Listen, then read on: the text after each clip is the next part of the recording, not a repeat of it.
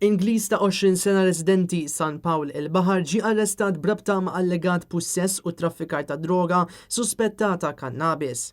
Kien għal-ħabta tal-11 meta waqt ronda fil-wardija il-pulizija notaw vettura Ford Transit li deret suspettuża.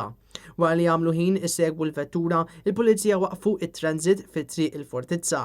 Hemmhekk huma talbu lix-xufier id-dettalji tiegħu u kien f'dan il-ħin li r-raġel beda jaġixxi b'mod suspettuż.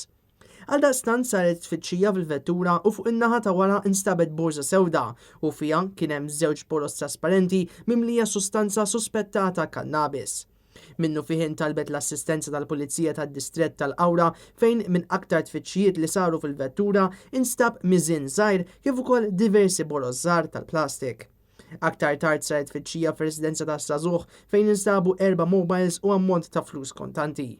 Il-Maġistrat tal-Assa, Jana Mikallef Safraġ, ġiet informata bis-sejba u ħatret inkjesta filwaqt li Żagħżugħ ittieħed il-lokab tal-Pulizija fil-Florjana għal aktar starriġ.